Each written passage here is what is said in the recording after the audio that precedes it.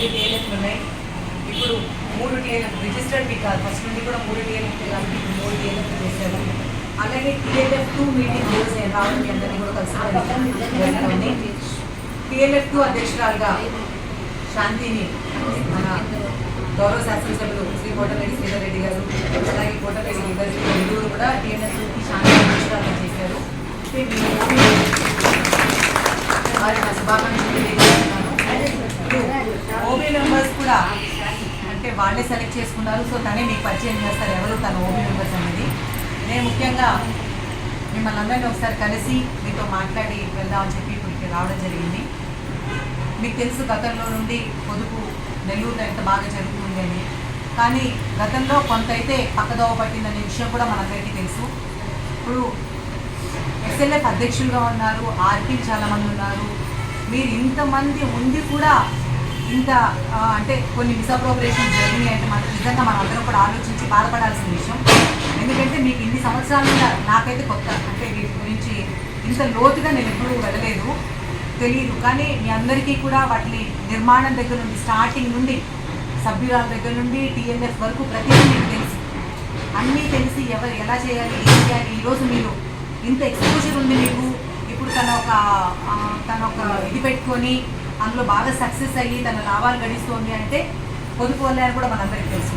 అందులో మన ముఖ్యమంత్రి వర్యులు శ్రీ చంద్రబాబు నాయుడు గారు ఈసారి ఎన్నికైన తర్వాత పొదుపుని మరింత బలోపేతం చేయడం కోసము ముఖ్యంగా చాలా స్కీమ్స్ ఏంటంటే అది ఏం పెట్టినా సరే, ఏ ట్రైనింగ్ సెంటర్స్ అయినా ఏది పెట్టినా సరే ఓన్లీ టీఎల్ఎఫ్లోకి వాటిలో ప్రమేయం ఉండేటట్టు చేయాలి అనే ఉద్దేశంతో ప్రతిదీ ఇప్పుడు ఒక 3 క్యాంటీన్స్ ఏదో హైవేలు ఏర్పాటు చేస్తున్నారు. వాటిల్లో కూడా ఎవరైతే ఇంట్రెస్ట్ ఉన్నారో దాంట్లో ఉన్నారో వాళ్ళు వాటిని నడపాలి.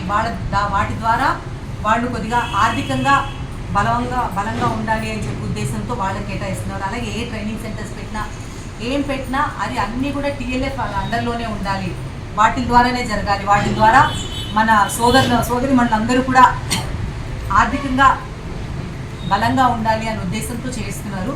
సో ప్రతిదీ ఏది జరిగినా ఈ టీఎల్ఎఫ్ ద్వారానే జరుగుతుంది. వాటిల్లో మీ అందరూ కూడా అంటే యాక్టివ్ పార్టిసిపేషన్ ఉండాలి అని చెప్పి శ్రీధరన్న వాళ్ళు కూడా కోరుకుంటున్నారు.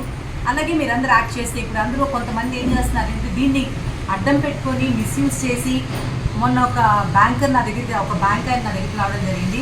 ఆయన ఆల్మోస్ట్ ఏడ్చినంత పని చేశారు. అంటే వాళ్ళది కూడా కొంత పొరపాటు ఉండొచ్చు, నేను కాదనలేదు. అంటే టేక్ ఓవర్ గ్రూప్స్ అని చెప్పి ఎక్కడెక్కడుండో తీసుకొచ్చి ఆ బ్యాంకులో టేక్ ఓవర్ చేసి ఇంకెక్కడా లేదు అని చెప్పి వాళ్ళని నవ్యపెట్టి ఈరోజు అసలు ఎవరు సమాధానం చెప్పట్లేదు, ప్లస్ లోన్ తీసుకొని కట్టట్లేదు, నా ఉద్యోగం పోయే పరిస్థితి అమ్మా అని చెప్పి ఆల్మోస్ట్ ఏడ్చినంత పని చేశారు. అలాంటిది ఎందుకంటే ఒక మంచి పేరు ఉంది పొదుపు ఉద్యమానికి. అట్లా ఫ్రాడ్ మనం ఎందుకు చేయాలి, అది ఉన్న పేరు ఎందుకు చెడగొట్టుకోవాలి. ఎవరో ఒకరు తప్పు చేస్తే దానివల్ల 100 మంది సఫర్ అవుతున్నారు.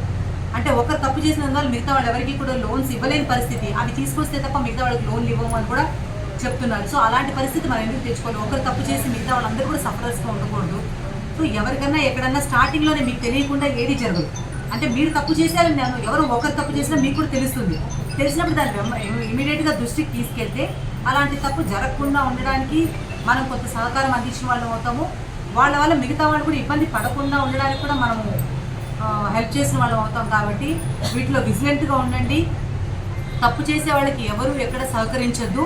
అలా చేస్తేనే నిజంగా ఎవరైతే గ్రూప్స్లో ఎప్పుడుండో సిన్సియర్గా ఉన్నారో వాళ్ళందరూ పైకి రావడానికి అవకాశం ఉంటుంది. కాబట్టి ఆ దిశగా మీరు అందరూ కూడా చేయాలని చెప్పి ఎక్కడ ఎప్పుడు తప్పు జరుగుతున్నా మా దృష్టికి కానీ టీఎల్ఎఫ్ అధ్యక్షుల దృష్టికి కానీ లేదు వాళ్ళు కూడా మీకు నచ్చలేదు మాకే డైరెక్ట్గా మా దృష్టికి తీసుకురండి, లేదు గిరణ్ ఉంటారు శ్రీధరన్ ఉంటారు ఇద్దరు రూరల్ ఆఫీస్లో వాళ్ళ దృష్టికి తీసుకెళ్ళండి. వాళ్ళు ఎప్పుడైనా సరే మంచికి ఎంత దూరమైనా సహకరిస్తారు.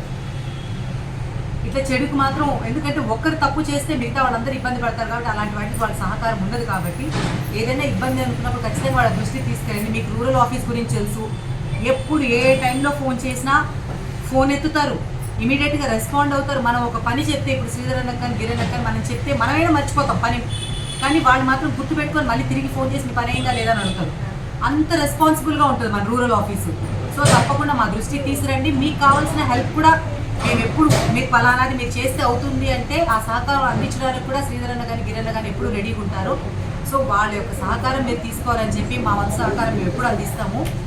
మీ ఏ ఇబ్బంది ఉన్నా కూడా మా దృష్టికి తీసుకొచ్చి దాన్ని సాల్వ్ చేసుకోవాలి అని చెప్పి కూడా నేను తెలియజేస్తూ, ఇంకేదైనా మీకు ఇంకా లోతుగా ఏమేమి ఉంటాయో, మీ సీఎంఎం వచ్చినారు, మీ సిఓ వచ్చినారు, మీ టీఎల్ ఏంటంటే అమ్మా అసలు ఈ ఇట్లా ఫ్రాడ్ జరగడానికి కారణం ఏంటంటే మీరు ప్రతి నెల మీటింగ్ పెట్టుకోవాలి కదా, ప్రతి గ్రూప్ మీటింగ్ పెట్టుకోవాలి కదా. ఆర్పీలుండి ఎస్ఎల్ఎఫ్ అధ్యక్షులుండి ప్రతి నెల సభ్యులందరూ ఎందుకు మీటింగ్కి రావట్లేదు? ప్రతి నెల మీటింగ్కి వస్తే వాళ్ళు డబ్బులు కడుతున్నారా లేదా అని తెలుస్తుంది. చాలా గ్రూప్స్లో ఏంటంటే కొంతమంది అధ్యక్షులు డబ్బులు తీసేసుకొని అందరూ సభ్యులందరూ కట్టినా కూడా అధ్యక్షులు తినేసింది కూడా ఒకటి రెండు ఉన్నాయి. అట్లా ఎప్పుడు మీరు మీటింగ్కి వెళ్ళకుండా ఉంటేనే కదా అలా జరుగుతుంది. మీరు మీటింగ్కి వెళ్తే అలా ఎందుకు జరగదు కదా. సో మీటింగ్కి కంపల్సరీ ఆర్పీఎల్ డ్యూటీ అదే కదా, ప్రతి నెల మీటింగ్ పెట్టాలి, ప్రతి సభ్యులతో మాట్లాడాలి, బుక్స్ అన్ని అప్డేట్ చేశారా లేదో చూసుకోవాలి. అవన్నీ చేశారనుకో ఈ ప్రాబ్లం రాదు కదా. మీరు ఎప్పుడో సంవత్సరానికి ఒకసారి చూసుకొని ఆ ప్రాబ్లం వచ్చిన కుయ్యమన్నా అన్నా కూడా లాభం లేదు. సో ప్రతి నెల ఖచ్చితంగా మీటింగ్ పెట్టుకోవాలి. మా కోసమో మా మీటింగ్లకో మీరు రావట్లేదు, రాజకీయ మీటింగ్లకి రావట్లేదు, మీ మీటింగ్కి మీ పొదుపు గురించి తెలుసుకోవడానికే వస్తున్నారు కాబట్టి వాటికి ఖచ్చితంగా అందరూ అటెండ్ అయ్యేటట్టు చూసుకోండి అమ్మా. మిమ్మల్ని రోడ్డు మీదకి రమ్మనట్లా, మీ ఇళ్ళ మధ్యలోనే మీ ఇళ్లలోనే మీటింగ్ పెట్టుకుంటున్నారు. సో మీటింగ్ పెట్టుకోండి, ప్రతి నెల కడుతున్నారా లేదా చూసుకోండి, బుక్స్ అన్నీ చూసుకోండి. ఎవరో ఒకరికి అప్పచెప్పేసి వాళ్ళకి ఇచ్చేసి తర్వాత వాళ్ళు మమ్మల్ని మోసం చేశారు అంటే దానికి మీరు కూడా కొంత బాధ్యత ఉంటారు. ఎందుకంటే వాళ్ళు మోసం చేస్తున్నారు అంటే మనం మోసం చేయడానికి అవకాశం ఇస్తేనే కదా వాళ్ళు చేస్తారు. సో అవకాశం మనం ఎందుకు ఇవ్వాలి? అలా కాకుండా మీరు ప్రాపర్గా చెక్ చేసుకోండి ప్రతి నెల.